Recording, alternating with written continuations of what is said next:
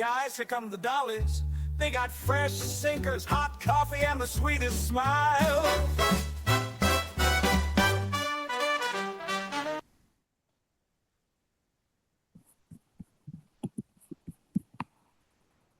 All right. Hi, everybody. Welcome back to the Clubmobile. We're very happy to have you. The first time you're actually seeing us do Yes, this. this is the first time you guys are getting to see us, put some faces to the names.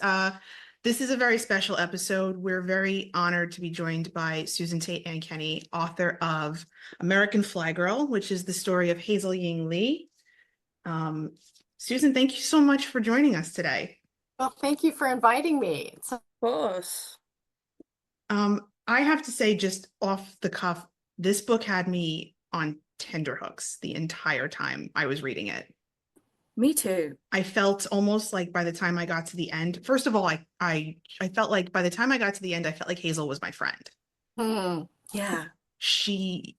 I wish I knew more of her, or she had lived a longer life, because she just seemed to have had such an infectious personality. Yes, I loved her. And I feel like as well, even though we knew the end result was coming, we were still so invested, not in like a just in case something changed type of deal, but we were so sucked in that I found myself forgetting what was about to happen. Yes. And when it did happen, I was crying. Just Yeah. Oh my God. I knew it was gonna happen because we'd already researched. But yeah, I was completely invested the whole entire time. I loved it. Oh. Yeah, very, very sad part of her life. Very sad. It Yeah, was incredibly sad. She made in just a few short years. So Yeah.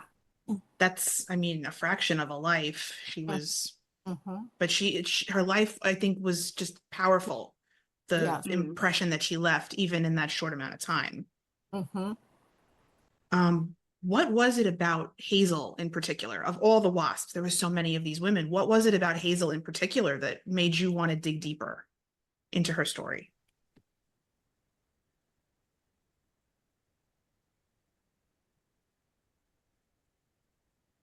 No. Her strength and determination struck me right from the beginning. The fact that she was a person of ethnicity, a Chinese American, and at that time, the only Chinese American or any ethnicity in the WASP program, what she had to do and the hurdles she had to overcome to get there were very different than the other Euro-American girls who were in the program. So I was struck by that, and that she had this tremendous desire to serve her country. She was Chinese American. She was born here, but of course her parents were Chinese. And just from the beginning, her strength and determination, they still inspire me every single day. How she just broke through barriers in a very peaceful and honestly comical way. She could use her sense of humor to make people's lives happier. It was very funny. From reading your book, I think, like Gabby just said, her personality was so infectious, and you could sort of feel how comedic she was. Did you ever have the opportunity to speak with people that did fly with her for the book, or was it completely independent research? I was able to watch many interviews of people who knew her, family members and WASPs who are no longer living, but were interviewed obviously while they were still alive. And they spoke of Hazel, and, everybody is the same, gets a big smile on their face when they started talking about her, and the influence she had on their life. What an enormous influence she was, both as a Chinese American and as a woman, being the only woman like herself in this WASP program. So she was alone, and most people had never met a Chinese American before. Yeah, I remember reading that as well, was that not that she was, I mean, she was a marvel just as herself, but a lot of them wrote home, didn't they? And said that they had never met a Chinese American, and she would take them out for Chinese food. And I love couldn't that. she drink? Like, she just drank and drank and drank. She used to drink like a horse. Yes, she did. I love that. She introduced many of them to Chinese food. They'd never had it, and she Mm. ordered in Cantonese. And the women said she ordered in rapid fire Cantonese, and they, of course, were amazed and also amazed at how much she could eat. And she said, if you get full, just drink more tea, and then you can eat more. Yes. I loved that. I loved that. I love that they adopted calling her Ying Mm. instead of calling her Hazel, which was her American name. It just, to me, it just kind of left this impression that they loved her for who she was. She didn't have to be like, ashamed of being Chinese, or that she really was free to be herself. And I almost you could picture it like when you wrote that she would come into their barracks and she'd go, "What's what?" You could Yeah. almost see her kind of swinging the door open and just like, "Hey, what's going on in here?" She really does become a friend as you're reading it. And almost like a family member, which Yeah.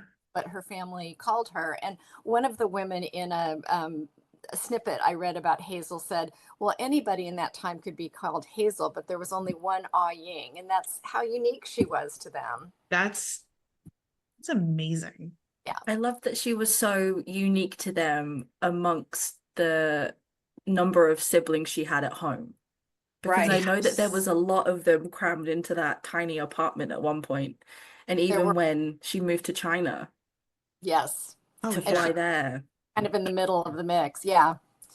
Yeah, big family, very small apartment in Portland, Oregon's Chinatown. And then in China, too, they lived the same way, Mhm. around China. Yeah, and she still emerged with this very unique personality. I mean, she was like herself right from the beginning. Absolutely. I also really loved I think it's in the first section of the book where you describe her as a young child and she's running through the streets of Portland and she spots an airplane and I'm gonna do that. And her mother says, no, no, you're not. And I feel like that doesn't only just speak to the societal expectations of women. Would you say that that would also be the expectations of her ethnicity as well? I think some of it, I think most of that scene at that time, which would have been about 1920, was more about women. Her mother Mm. said the boys, and certainly don't beat them. Hazel was always running and racing the boys. The girls wouldn't dare race, but she would, and she won. And her mother said, "Stop it! Don't, girls don't Girls don't race boys. She do wanted they?" to be a little lady and she just, And on But top of that, if you do race them, let your brothers win. exactly, yeah, always let. Always let your brothers win. That speaks to, I think that speaks to a lot of different, that speaks to a lot of different ethnicities, a lot of different families. I mean, but Yeah. um, did you have any contact with her family in your research? Because I know you kind of speak of how after she passed, her family made this pact never to speak of her again. But I mean, and that broke my heart because, oh my God, how do you just cease? First of all, how do you just cease speaking of somebody that you loved for so long, that was your blood? And second of all, of such a like a bright part of your life, why would you want to dim that light? I mean, I firmly believe that people truly die when we stop speaking about them. Yeah. well, sadly, a lot of stories about her did die because of that. And the only family members that were still alive were nieces and nephews Mhm. who had known her and actually knew very little about her. The stories I told were things they'd never heard because no one ever talked about her, and they did that partly to not upset their mother, who of course lost a son and a daughter within a week of each other Right. Yeah. and it upset her. But and that was a little bit the culture, but also it was a time in this country, in the United States, where people didn't dwell on sad things, and in order to keep going, they didn't. I mean, they would remember them and talk about them sometimes, but not like we do now. There wasn't an awareness of how important that is Yeah. to talk about sad things. I feel like especially post-war as well, where the world has just gone through this traumatic event of so many years, they wouldn't want to dwell upon it. Yeah. we know Hazel was married, and we know that Cliff ultimately survived the war. Did he ever speak of Hazel again, or I don't remember if he got remarried? He did get remarried and had children. And all I found out from the family and also from some Chinese community members here in Portland was that there was some kind of rift, something between Cliff and the family after Hazel had died Right. that not speak to each other. And the thought was that the family was upset that he remarried. But the Mm. thing is, he stayed single for a year and pretty much lived as a hermit after her death. So he became a recluse. And then eventually he, reemerged. He's in the Chinese Air Force. I believe he's a general at that time. And he remarries and has children. And I think he's gone now, but up until not that long ago, he was living somewhere in Asia, not China, Wow. say maybe South Korea or something like that. So he did live a long life, and I Wow. don't know that he talked about her. I don't know that he told his family, his children, about her. I think, Wow. and Winnie and I, we say this all the time, that during that time, it was, I think, expected of men to remarry, Mm-hmm. Yeah. and women could kind of forge their own way in the sense that they would be able to survive if their Right. husband passed away. I mean, I know my grandmother, my paternal grandmother, her husband served in the war. My grandfather served in the war, and he died young. He died in 1966. He was pretty young. And some of her sisters said, you have 4 kids, you should get remarried. And she's, no, I'm okay. I want to do that. But I think if it had been the opposite, my grandfather would have had to remarry. I don't know that he would have been able to handle that. Not to say he wasn't a Yeah. strong individual. I just think that people expected women to be able to pick up and move on and take care of the kids, and men needed a caregover in a way. Essentially. Right. My father would have starved if my mother had died. He literally couldn't boil water, you know. Um, Goodness. but keep in mind that Cliff and Hazel were married in October and she died at the end of November and he was back in China. They only spent 2 weeks together. So even though they lived together and had really a romance for about 10 years, Right. they had spent very little of that time on the same continent. And so after their 2 weeks here, after their marriage in New York, he returned to China. And before the accident, Hazel told her friends that she had a very powerful feeling that he had been killed or taken prisoner because she hadn't heard from him and that was unusual. And she just felt it. She had kind of this intuition that he had died. I remember Yeah. that she had this, that they weren't ever going to see each other again, but it ended up being Being the the other way. opposite way around, which broke my I heart. I will also say the helmet in her car, the motorbike helmet in her car, that broke me, especially when one of the other women pilots drove her car home and she kept the helmet where it And was. Oh Yeah. no. there It it was. really upset me. Yeah, I try to make a point of keeping myself composed in public, but I was reading the end of the book. I was on the bus coming home from work, Just and streaming. oh, it had me. It It was really hard. had me. It I'm was rough. sorry. No, don't be. Don't be. We loved it. When a book gets me like that, I will pick it up and read it again, probably 4 or 5 more times. That's We're just two very emotional young women who we're just very cry at invested in everything. this, actually. No, the stories of Yeah. these women have us really, really invested. Actually, like following on from that, was Hazel your introduction to the Wasp, or was it just like a general knowledge first of all, and then you found out about Hazel? Hazel was my introduction. I knew who Wow. they, Rosie the Riveters and Wasp, but I really knew very little about the Wasps. So I learned a lot from Hazel, and then of course the whole story, as you know, expands to include quite a few of the women who were women Air Force service, Yeah, like Hazel. wonderful. Um, Um, Go ahead. we really enjoyed reading about her time in where she began flying in fly school with Al Greenwood. What was it that compelled him to have a Chinese only flying school? Well, he was asked to do it, but I think even before he was asked, he was just a different kind of person that at that time there was a lot of animosity about Chinese Americans and beliefs that were inaccurate. And he was just the kind of person that thought, well, if I teach Chinese American to fly, I can prove that they're just like anybody else and maybe better. So that was kind of a challenge to him.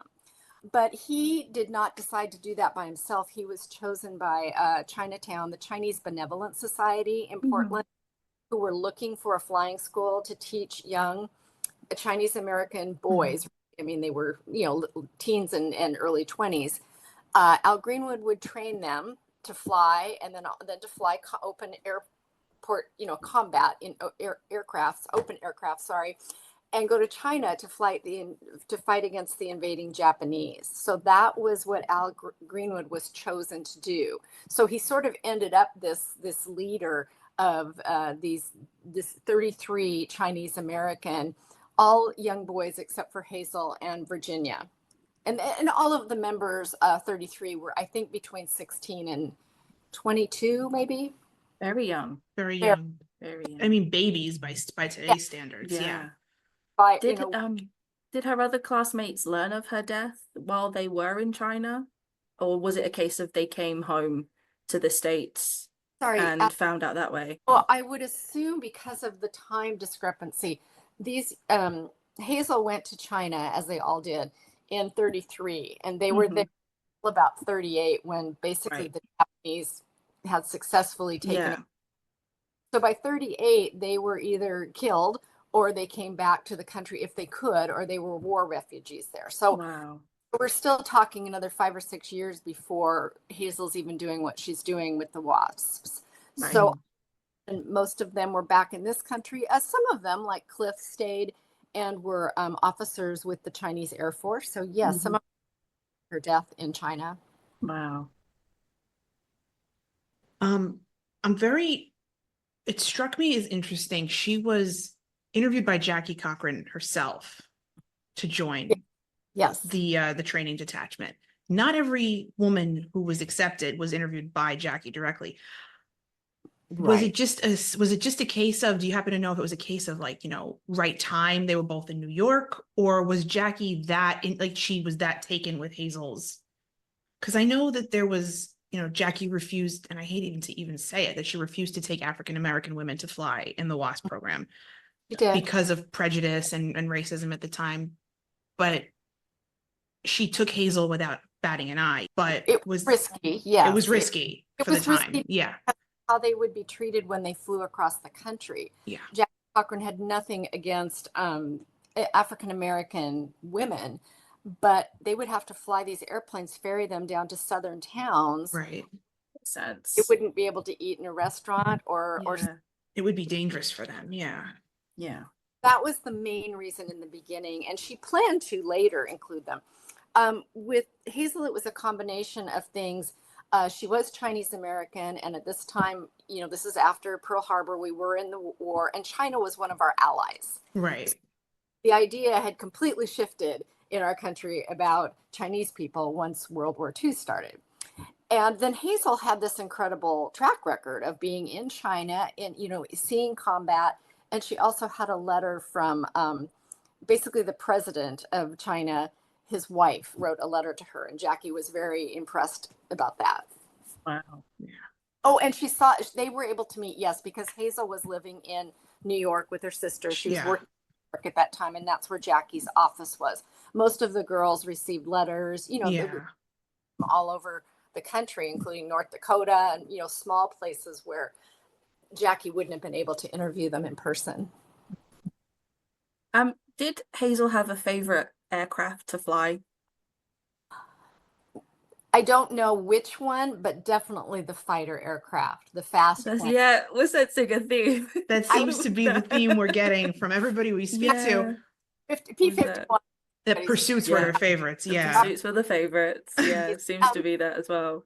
There were a group. Now, there was a little bit over 1,000 women who graduated from the training and became WASPs. Of that group, 100 were given the option, as Hazel was, to fly either bombers or pursuits, fighter aircraft. And Hazel chose fighter aircraft because she wanted to go fast. it was an elite group that flew the bombers and the fighter aircraft. Yeah, I've just got to that part in Wonderful Women and Their Flying Machines. I've just got past the bomber group, and now I'm with that group. They haven't mentioned Hazel just yet. I think I've looked in the index and there is like a tiny small section about her, but it was in the episode we did, part one of The Wasp, where we described that Josie Pitts Egan would have to sit on her parachute to be able to see. Yes. And I'm assuming Hazel was much the same because I think they're around the same Around the height. same height, yeah. Josie was 5'3", I think, and I think Hazel was around. They sat on blocks or different kinds of books, and they also used blocks on their feet to reach the pedals because most, yeah, were 5'2" or 3, and That's little. so. you see their head. Yeah. Aircraft like the P-51. They were fearless. They really were. They were fearless. And it's just an extra surprise when the cockpit opens and there's a man waiting for another man to pop out, and out pops this little lady, like, hey. Which I think would be quite funny to witness in that time. Well, that's like when Josie Pitts landed her pursuit, and the gentleman waiting for her on the runway said to her, "Little girl, you're on fire." And she didn't realize it first. And then the engine was on fire. I would love to talk about the section in the book where Hazel walks back to base, or she gets a ride back to base with the after she bails out. Still, yeah, with and the she's got her ring, out. her parachute ring. Yeah. Yes. Well, she was walking back. She's like, I'm fine. With no shoes on. With no shoes on. No shoes on. With no shoes on. It tickled me. Yes. So Hazel. And what happened was when they became inverted, she was with her instructor and he was teaching her, it was fairly early in her training, teaching her to do inversions. Somehow, probably her seatbelt had not been completely lat.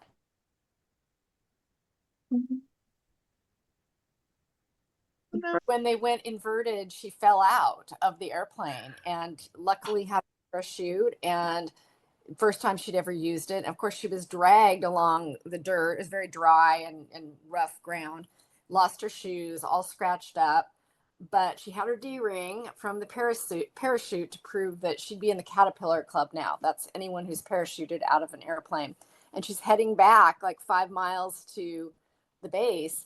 But they did come and find her. They came in a Jeep and picked her up. And that's good. I'm glad she didn't have to walk the whole thing with no shoes in Texas. I feel like it is very her that she was waving her D-ring as like a badge of honor. Yeah. I made it. I'm here. And she was ready to get back in a plane and keep going. Sure. Yeah. I feel like nothing stopped her. Like, I just feel like I get the feeling about her that nothing stopped her. She wouldn't and if it did, she wouldn't let it. Right. Just kept going. Yeah. Always. They just seemed like it was almost like a sorority. Yes. The girls, they would haze the new girls and throw them in the fountain, but they would still like take care of them in a way. Yeah, they would. And you know, they were a very particular group of women, you know, having so much in common. And many of them had never known women before who knew how to fly. I mean, there were only a couple thousand women with license states. So now they're all together. So it was really like women going to college or a specialty school for the first time. Yeah. They loved it, but it was grueling. It was absolutely grueling. Hours and hours a day flying and training. And in that heat. No air conditioning. No air conditioning at the time. And even you said the barracks had no cross breeze. Right. So they would take their cots outside and wrap the blankets real tight to keep the bugs out, and they would sleep outside. The scorpions and the snakes. The capital of the world is Sweetwater, Texas. So oh god, I am a city girl through and through. Say that I just moved here from New Mexico, so I've had my fair share of sandy bugs and horrible yuckies. It's moth season in New Mexico right now, and we in our old house we had a big bay window. So the moths would just come in and just be attracted. Oh, So I understood when you described the bugs and everything else in Texas. I was like, because I was right over the border from Lubbock. okay. Um, so Big, yeah, I've seen my fair share of big and big buggies. some of the women were from New York City. They were from all over. So I'm sure Yeah. Rockette, that was a big shock for. Well, in Oh Portland, yeah. Hazel too. Yeah, Mm. absolutely. How long did the book take you to write? Was it a case of dedicating years to it, or did it all just sort of fly out Uh, literally onto the onto the page? 8 months because I signed a contract that I would write it in 8 months. Oh, gotcha. Okay.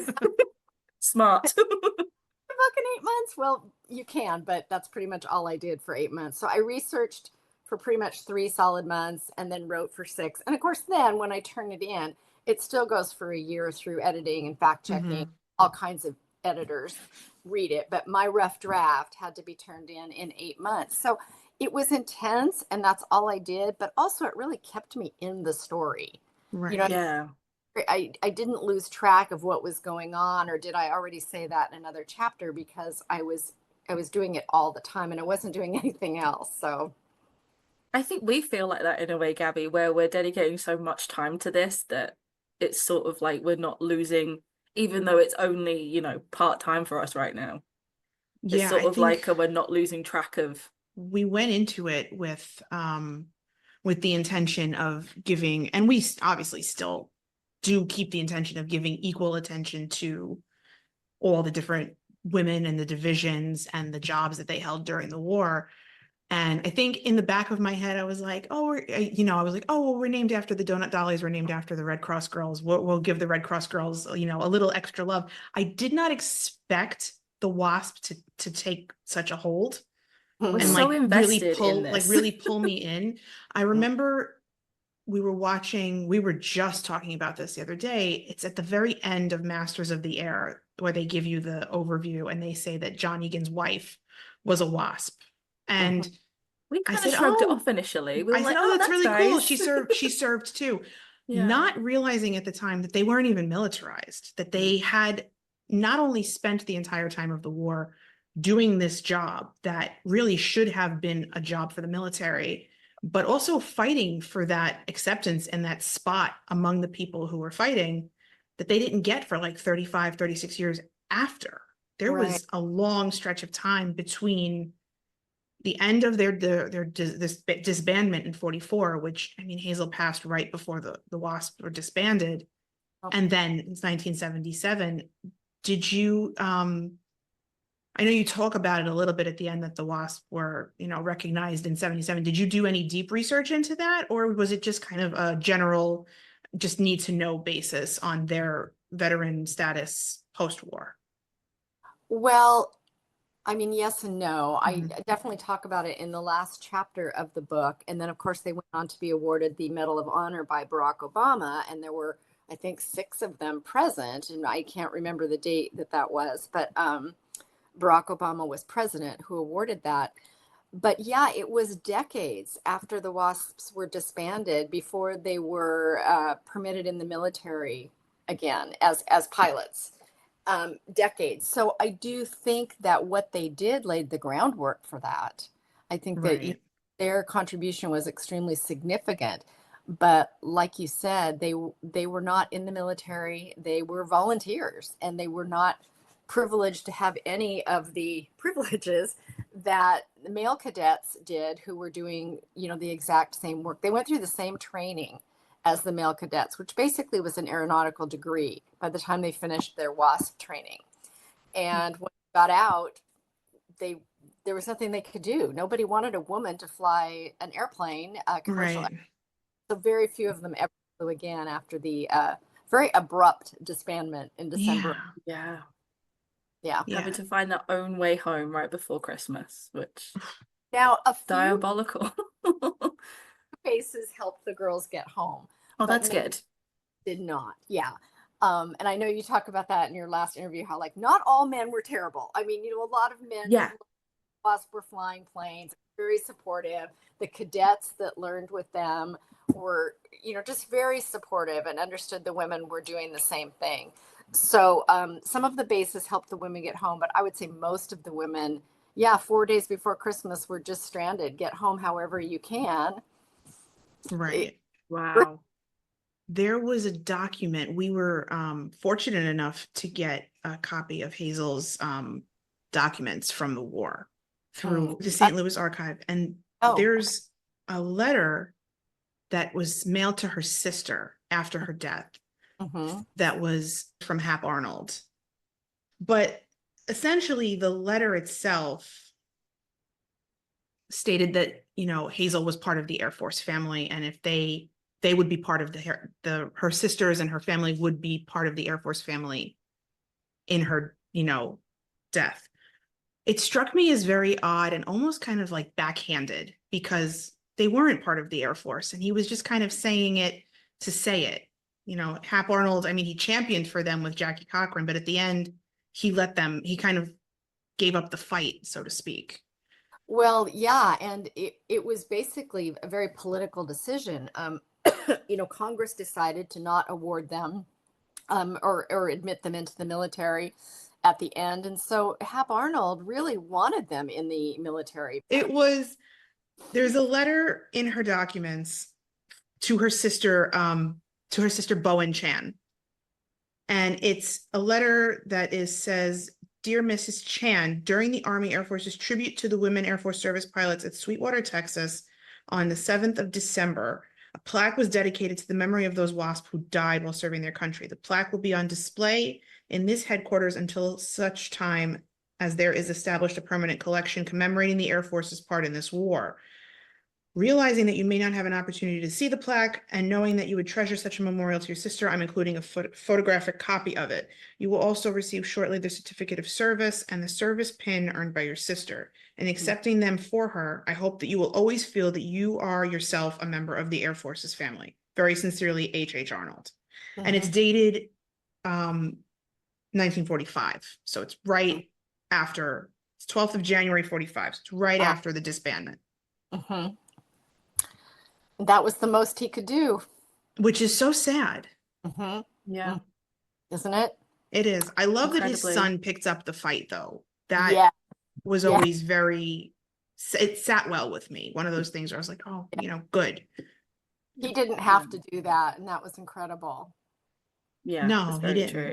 And his dad, I mean, General Arnold was very supportive of the WASPs and did as much and more than he could.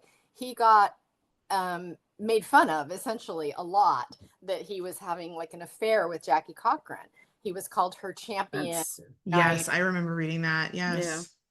Believed in it, and it's very unfortunate. He and Jackie both felt like the program failed, which of course ultimately it did not, but at the time it felt like a failure. Yeah. Do you think that if Hazel had survived and carried on, do you think she would have flown after the war? Because I feel like it was so much in her blood and in her being to fly. Do you think she would have carried on flying, or do you think she would have joined the many other WASP that essentially stopped flying post-war? No, she had made plans. In November, it looked like they were likely going to be disbanded, even though it happened very quickly. Maybe they didn't think it was going to happen that quickly. The American people had turned against them, and they knew they were going to be sent home, and they knew why. They knew what the sentiment was. Hazel had made arrangements. Her husband is still in China, to become a pilot over there on something that was called the Hump through the Himalayas, because Japan cut off all supply routes to China. But through the Himalayas, there was this very dangerous, steep canyon. They called it the Hump, littered with planes that didn't make it. And she would have very likely been the first woman to fly that. And she had even recruited some other WASPs who were also interested in going. And she was making arrangements to do that when she died. And I think she would have, and I think she would have been the first woman. Instead, Nancy Love became the first woman to fly the Hump. You did. Yeah. She was, yeah. Very appropriately. I'm glad that it was a WASP that was the first woman to fly that route. I really am. And I'm glad in a way that it was Nancy. Yes. I'm sure also. Jackie I'm sure Jackie would Jackie have, was no. and I'm also sure Jackie was not happy about it, but I just feel like Nancy's approach to the war and the women flying with them was more subdued. You know, she More took a sensible, more I would say. yes, a more sensible approach, less in your face, less not to say that Jackie was waving dollar bills to get what she wanted, but also she paid for their uniforms and she paid for their wings, and you know. Well, and Nancy's girls didn't need money. Her girls, and I think she had 25 before Jackie started her program of Mhm. additional women. They were all women from wealthy families, including, Right. and so that created a big difference and animosity, really, right from the beginning. They were two distinct groups, and Nancy got a lot of respect for being, from a wealthy family. Her husband was military. Yeah. So, yeah. Anyway, and Jackie was ruthless. Mm, That's a good word to describe her, that is is very ruthless. ruthless. Absolutely. Yeah, because Do whatever had to be done. yeah, she did. And I mean, we said it earlier this morning when we were talking, Winnie, that even though Jackie married into money and then she would somehow be in the same social circles as Nancy, people Yep. people tolerated her, but they didn't particularly care for her. Right. And it was not really a way of the times to voice your distaste so publicly of somebody. So they just kind of tolerated her. Yeah, But she was new money, new and money, that's exactly it. There it is. yeah, she didn't have the graces that these Mhm. Nancy and her girls did. Right. So Absolutely.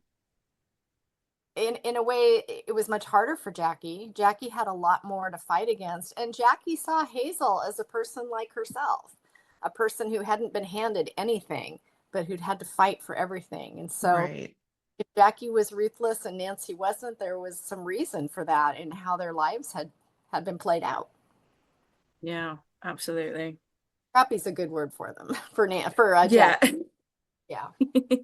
Definitely. Definitely. I did have one other question, and it's so funny, Winnie, it's the first question on our list. Skipped it. We did skip it because we just jumped right into talking about Hazel, but you were a teacher before you became a writer. Yes, I was. And you left teaching because you began researching your father's service. What was it that really compelled you to, like, what really compelled you to do that? I mean, were you teaching history at the time, or were you teaching something else? No, I was teaching something else, and I never wanted to write my dad's story. I wanted him to do it, and because he was always telling it. I knew it, and he would go and talk to different groups about it. So he had all these notes, and I was always trying to get him to write it down like in a chronological order, because that's of Mhm. course not how World War II stories are told. And he passed away, and there was all of this writing, and then there were all these letters from French resistance members who had saved his life, and they invited me to France, and I was taken along his path, and I met the people who had hidden him and Oh my saw the gosh. he was hidden. And that's when I thought, this is a book that I want to tell the story of these French people who would have been killed, and there were children in the homes. They all would have died for helping my dad and other US and British and Canadian airmen get back home. They sacrificed everything for these men. So that They is really that did. first book, and I did not intend to write it originally, but I'm glad I did, and I certainly learned a lot more about my dad's story and what happened to him, and those incredible people. Mhm. It was It's a definitely on our list to read. I think it's on our little shared wish list. So we're Yeah. really excited to get around to it Yes. And we're and also going to read be it. covering the people who did help the down airmen escape as well, because their story is definitely one to be told. Hey, yeah. maybe come back for that one too. Yeah. It's another untold story like Hazel. You know, there's There so we go. See, so much to cover. That's what we feel like we're uncovering, is that there's just, you turn one stone over and there's three more underneath it that you have to Yeah. turn over, and everything just kind of bleeds into each other, because the war Absolutely. really is one comprehensive story, but there's so many little stories that make it. yeah. Yeah. And women were there. And women were there, They and were that's the definitely important thing. there. Women were there. A Seem to lot of forget that people, part. I know, a lot of people just put them in the category of, well, they were Rosies or they were nurses, Yeah. or they Secretary. served coffee and donuts off the back of a truck, Yeah. which we didn't even know that there was a clubmobile service prior to, really digging. We just assumed that the Red Cross was nurses, Medical help and medical stuff. help, Yeah. supplies overseas, and nurses. Yeah. So that's what it's been, is a learning experience. Mhm. And learning about Hazel as Oh well my has God. been such a pleasure. Every time I go to the Museum of Flight here in Seattle, I see a little picture of Hazel. I'm like, hey girl, Hey, girl. nice to see you.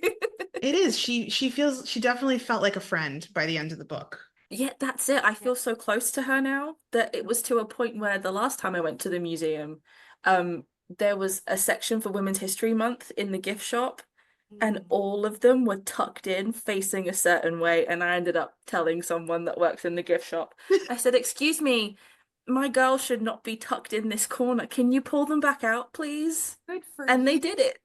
They did it. They moved I it love forward. that. And I was Oh. like, can you put Fly Girl at the front? Because that's my favorite. Thank you so much. And they did. I was like, great. Perfect. It was just shoved. And I'm like, get them out. They don't like it in there. Corner. They shouldn't be in there. That's No, right. they deserve, you're 100% right. They deserve to be just as celebrated as the men who dropped bombs and lived in foxholes, and they did their share. They got their hands dirty. And it doesn't take Absolutely. anything away from the men to It bring out. doesn't. Right. It Not really one doesn't. bit. At the time, men felt like it was. Yes, they did. Yes. And you look back on it, and really all they were a helping. They were a helping hand. They Right. Yeah. they saw what needed to be done. They didn't hesitate, and I love that so much. Oh. And I think with that, we're going to say thank you, Susan, so much for talking to us today and for sharing your knowledge of Hazel with us, because for all we knew, you just amplified it times 10. It's been wonderful. It's Yeah. honestly, every single time we do one of these, I feel so honored and privileged that not only we get to tell the stories, but we also get to share it with the people that started the research themselves. So thank you so much. You for doing what you're doing. Thank you. That's so sweet. Yes, thank you. Oh. For anybody who hasn't read American Fly Girl, you can pick it up at your local bookstore. You can get it on Amazon. And Susan, where can people find you? My website is susantateankeny.com. I'm also on Instagram and Facebook at Susan Tate Ankeny. Perfect. Perfect. Thank So you guys, so make sure much you give again. Susan a follow, and please read American Fly Girl. That's Read all the I'm going to book. say. And I'm not just saying that because Susan is She's here. here. Please read it. It was a beautiful book, and Hazel's story It's is wonderful. beautiful. So Mm. thank you so much, Susan. Thank you, Susan.